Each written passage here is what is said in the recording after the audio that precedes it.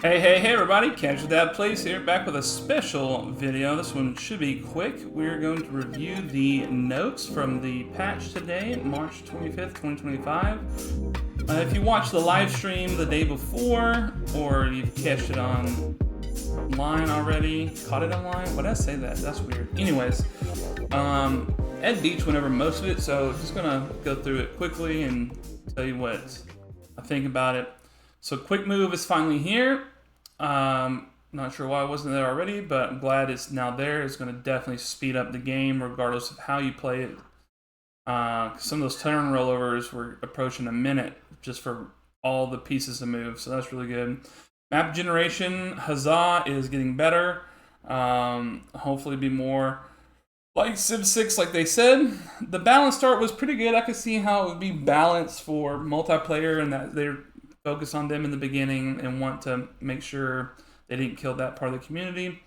So I'm really excited to get in and get started. I was going to start a new video with Mina, but I haven't started yet, but I had the save file, so I'll probably just reset that and start with a new map, because that just looks way more fun instead of those little square blockies with dotted islands in between. I think that's probably why everybody made fun of it. They didn't tell us that it was mainly for like multiplayer to be balanced, and so it's good to know. Good to know that we're not going to have those real blocky maps anymore, and that more maps are coming. Settlement and commander renaming, that's pretty good. I don't really rename my settlements. I might rename them as the age progresses to, the new Civ I am, just because that's tend to be what happened in real life is things got renamed, even if slightly changed. So looking at that, commanders, I'm definitely going to take, they say later in the patch notes, and this is just on Steam or on their website if you want to check it out for yourself.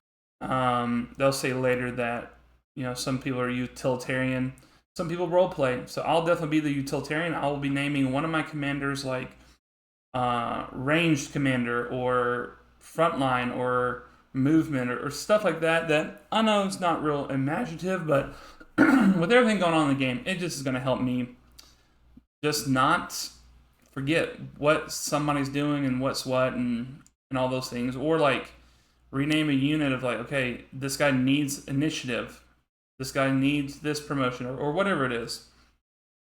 Lots of really good UI improvements. I like the border. I think that's probably why they hired Secret Taxes. I think he had a mod already that did this, but getting the health to show up more easily, that's going to be super helpful. I still think those banners in general need to be bigger. Plot tooltips, again, this is going to be really nice. I can start getting rid of some of the mods I had that already fixed this. I really like this district under attack. From my first video to now, like there's still times that I'm getting attacked and I'm blissfully unaware because I'm just doing whatever. So having this notification is going to be super handy. This is also another one I'm really excited about, the trade lens. When you just click trade, you can see all your available trade routes, kind of like Civ 6, and then you can just click, if you have a merchant highlighted or whatever the name is, if it's a special merchant, and you can just click it to go there. And the modern age just instantly makes the trade route as always still, but on the other ages, that merchant does have to travel there. So be careful in the exploration age if you don't have shipbuilding mastery unlocked, that you may accidentally send your merchant across the sea and he dies. I see that happening for a lot of you out there. So just be careful about it. This is pretty good. I do like the pips. I think everybody kind of had an idea, like, 75% it starts, 75, 80, and then like 85, and then 90. That's going to be super handy for quick reference, so you're not having to click into the crisis menu to see. Restart's definitely super helpful, not just for re-rollers, but like the classic re-rollers, like most content creators, like, oh, I just want to have the most busted start, And so, while that's still useful for people more like me and maybe more like you who you don't have a whole lot of time to play, and so you don't want to waste time trying to find not the best start, but like a good start. And you're not one that you're lacking food, so it's going to take you forever to grow, or you're not lacking production, so it's going to take you forever to make stuff to get going. Um, so this is good. I really like this. I'm glad they added it. Mount Everest is super cool. I'm glad they gave some of the historical and cultural information in there about it. And I really like this, and it makes sense that when you have Mount Everest, you reveal all mountain tiles on your continent when discovered. I mean, it's the highest mountain in the world. You should be able to see all the other mountains on your continent. It makes sense. I would like for it to like maybe show you up to 3 tiles, like permanently, as if you had cities, beyond what you can already see once you've unlocked it. So it's not increasing your sight throughout the whole game, but just at that moment, it kind of reveals, because it's like you've climbed it, you're at the top, now you can see the surrounding areas. That should be, I think, a bit better bonus. But I like having the mountains that can help you maybe pick cities to put for defensive ones, or avoid if you're still scouting, so that you're not, wasting turns trying to go through a mountain. You can way beforehand just start going around it. They come in here and they talk about some other updates. Again, Ed Beachcutter lawed this, so I'm not going to go into too much detail. I'm just going to give my kind of reaction to it.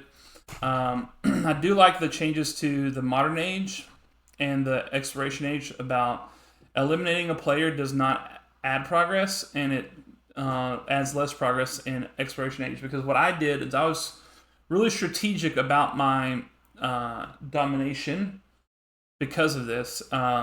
Because in my first video, I took out, I think, Tecumseh, and it automatically ended the age, and I wasn't ready for it. And so I was very strategic about which cities I took when, and later playthroughs, so that I did not completely eliminate somebody, but I still got the domination victory. This will make it easier. Also, some of us are hitting victory in turn 27 to 50. Should be a little bit harder now because of the tech and civic increases, especially if you're doing Railroad Tycoon, because they have more, or except for railroad station costs, but factory and port costs, they have more than doubled the cost to produce that, which also then means they've more than doubled the gold cost. Railroad stations a little less than doubled, but still a massive increase to slow down. Because I always felt like I had in my live games, Railroad Tycoon was done by like turn 30 to 40. If I was really pushing it, turn 30. If I wasn't really trying, it was somewhere around 40 or 50, and then it's just popping your guy around, and then game's over. I do like some of these changes they made to the resources and how they work in the modern age. This actually taught me something, because I was in the middle of figuring out, because I had done military things different ways. So in case you didn't know, and I just made and released a tips video that I need to probably add this into the comments. If you pack all your units into commanders, all your units transfer to the next age. That's what I'm reading here. It will warn you if you don't have enough commanders to retain all your units when an age is ending. That tells me if I have, so standard commanders 4 units, if I have 5 commanders, I can take 20 units to the next age. So what that tells me is if I have some people just playing defense, I don't need to waste gold upgrading them. I just pack them into the commander, and at the next age, they're automatically going to be upgraded to be way better. And so this is good information here. Up above, they did talk about the map generation. We're going to skip that. There are some adjustments to leaders. I really like the adjustments to Lafayette, because I felt that he was a little too strong with his 2 culture, 2 happiness per age in settlements, doubled in distant lands. Like if you ended up in modern age with most of your settlements in the distance lands, like it was just unreal. Then civs, a lot of civs got they got changed. A lot of them got, basically just nerfs across the board, probably to help with the pace of the game, so their modern age isn't getting done too fast. I did like this one. This one was funny. I forget who I was watching, another creator, and they had like 37 resources in their capital in Carthage, but because it wasn't doing it correctly, they gave the cavalry 37 extra attack instead of +1 per unique. So I'm glad that that got fixed. I don't want to be used against me, though it's funny to see. This is a buff, one of the few buffs. For Great Britain, you get plus 10% food and gold in towns for every alliance when you have the No Eternal Alliance tradition unlocked and slotted in. I felt like the 5% in towns and -5 gold in the capital, it just didn't, because usually the capital is like the biggest and the best. It usually didn't offset things enough to warrant putting it in versus other policies. There's other changes like with Hawaii and stuff that they're changing like how their culture and stuff is applied, like the wording to be specific. Like, so for culture on food buildings is plus food on culture buildings. That's because there's more food buildings than culture buildings, and so you're getting insane culture as Hawaii. Mostly that's the same for the rest of these. I'm very sad that the Maya got a massive nerf. Their quarter, look at this, went from 15 to 5% of the technology research. Now, don't get me wrong, towards the end of every age, those are some expensive tech, so it's still going to help you round out your empire. But boy, was it fun. I had my last space victory. I was completing the space crew, the space flight, the crew space flight. I don't know. I can't talk again. In a city that had the quarter, it had 13 turns or something left, and I completed future tech, and it immediately ended the game. It was really funny.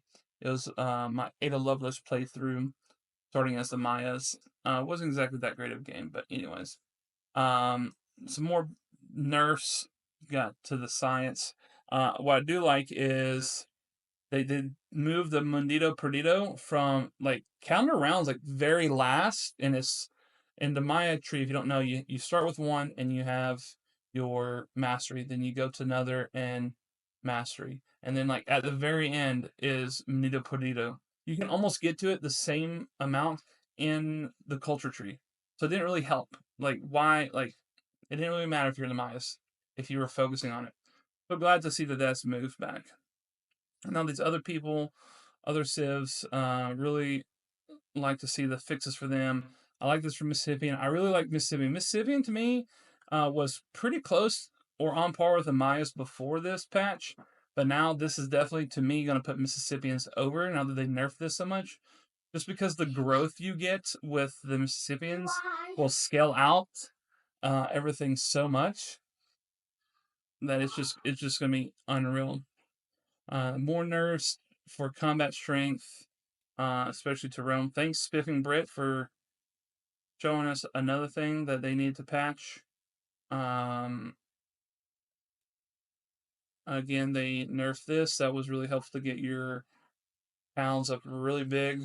So that's a bit of a bummer. I did like this one. I had to quit a series. I had to quit a game because I was going against Amina. She was Songhai, and this was giving like +5, +8, something significant combat strength when they were not on a navigable river. They weren't even close to one. They were in desert next to mountains, and I just could not do anything. And the war became a stalemate. She didn't want to quit. I'm not gonna quit, obviously, and give up any of my cities. So I just had to quit that game because this ruined it. Gameplay AI is supposed to get better. They're gonna get harder, especially on deity. Make better commander choices. I like the economy updates for the trade outpost focus on cities or towns rather. I never picked this because +5 for like that one settlement, like that didn't really do a whole lot. But now it's a +5 trade range for all settlements. It's going to be super helpful. You won't have to do the Ursa Bear's little hack of having a city right adjacent to water and then put a key down. This should make that much better. A lot of um, fixes to how the bonuses and things were supposed to be applied. I don't like this one. This one was fun. Repairs can no longer be purchased without having enough gold. I think you should be able to do this, honestly. Like, if you are not smart enough, or you're not paying attention, or whatever it is, and you're repairing a bunch of things and you go negative, but you go so negative that you can't become positive the very next turn, like, you should suffer penalties for that.